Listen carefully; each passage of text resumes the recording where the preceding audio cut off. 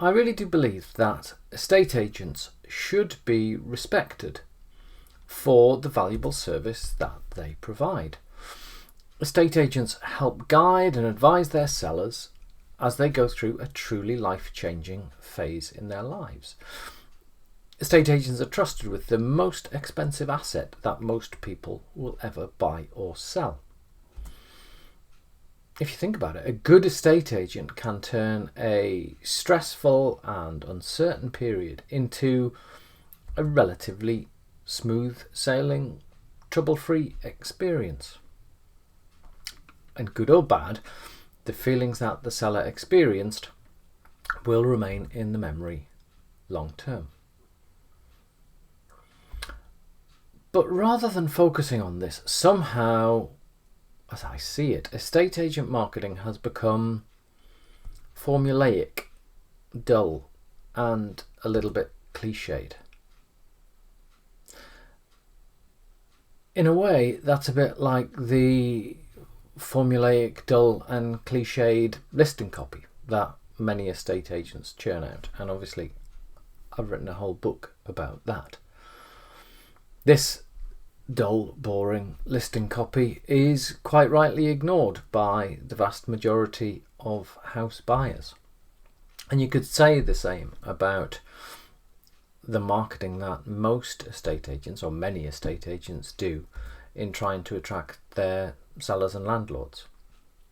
Now, just as you can stand out from the crowd by writing listing copy that actually speaks to the ideal buyer or tenant and communicates an understanding of why they're looking to move and how the property can actually solve their problems, you can do a similar thing to produce marketing that contains real insights into the situation that sellers and landlords are going through and shows how you can help them with their challenges and problems, and even break down some false beliefs about things that might be holding them back. If you're going to do that, things become so much easier when you're speaking to a small, specific group of like-minded people who have a particular challenge that they're facing, rather than every homeowner in your town.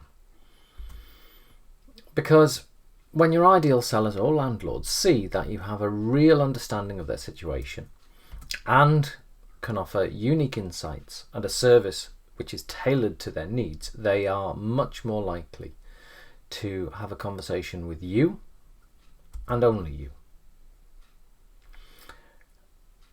Now, I'll go into how you can use this understanding to your advantage in a second, but in the meantime, if you want to make sure you see any future videos I upload, hit subscribe down below, and of course don't forget to hit like while you're there, so that YouTube knows that the video is being well received. So, getting back to it, ultimately it comes down to what I describe as stopping being needy and acting like a VIP instead. In order to attract your ideal sellers, you need to act like an expert in your field, an authority on the particular segment of the property market that you've chosen to be your one thing. And if you're doing certain activities, which I call authority kryptonite, it's going to be so much harder to have a queue of ideal sellers lining up to speak to you and only you. And when it comes to authority kryptonite, these are the three biggest offenders that I see for estate agents. Number one is needy networking.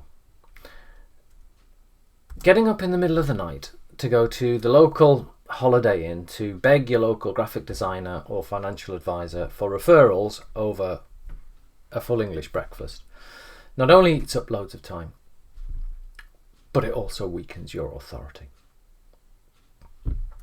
Number two, and I know this is going to be controversial, is door knocking.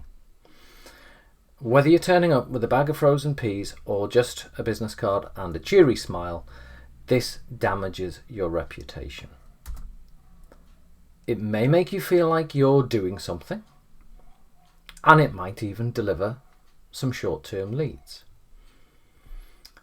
But in the long term, it both repels your ideal clients and it encourages time wasters.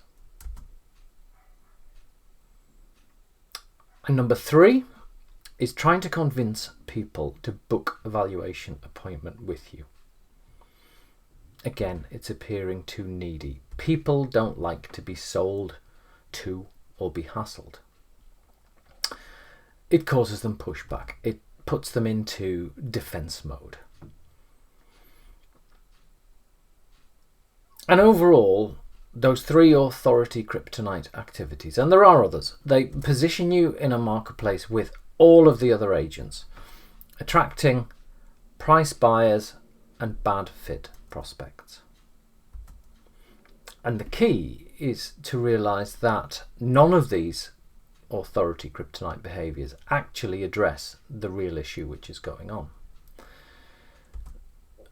We need something better.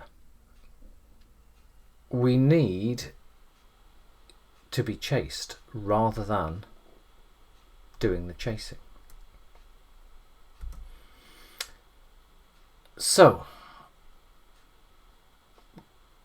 a little bit earlier we sort of stepped into the shoes of your ideal seller. And let's do it again, but let's this time think about why ideal sellers book appointments with estate agents. Essentially, they want to move because they want change. They've got a problem and they think that moving house, selling their current house and moving to a new one will solve that problem, or it will bring them a whole load of newfound pleasure that they didn't experience before. So they're excited for change. You need to ask yourself, what are these people doing right now? Chances are they're actively looking for answers. They're consuming content that scratches their itch. They'll be taking notes, they'll be bookmarking stuff, they'll be mentally preparing for the move long before they ever instruct an estate agent. And all the while, they're probably ignoring people trying to sell them stuff in their DMs or turning up unannounced on their doormat. But what they will be doing is they'll be connecting with people who provide aha moments, epiphanies, and insight into unique ways to solve their problems. And if you understand this, the way that you produce content will change overnight and will be forever changed. Just as an aside, have you ever stopped to think why sellers feel the need to get multiple estate agents round for what I call the free valuation beauty parade, yet they rarely invite a selection of competing solicitors or accountants or even dentists to pitch for their business? I've heard people say that it's a bigger risk because you're dealing with the most valuable asset that most people will ever buy and sell. For me, that really doesn't hold water, because a bad accountant or solicitor can not only cost you thousands of pounds, they could actually land you in jail. And as for a dentist, a bad dentist can ruin your face. So I don't buy into that bigger risk theory. I think it's partly because solicitors, accountants and dentists have established a position of authority and expertise that's not currently afforded to estate agents. And I've got a number of videos which addresses that issue in some depth. But I also think that a lot of it has got to do with a lack of standout and differentiation, which let's face it, most estate agents and letting agents aren't great at. Because I think that if a seller could confidently predict that they would get along with you on a human-to-human basis, because that is absolutely vital, but they also felt confident that you were uniquely qualified to solve their particular problems, then why would they want to speak to anybody else? Now, I hope you've enjoyed this video, and I hope it may have started you to think a little bit differently about how you go about marketing your estate agency business.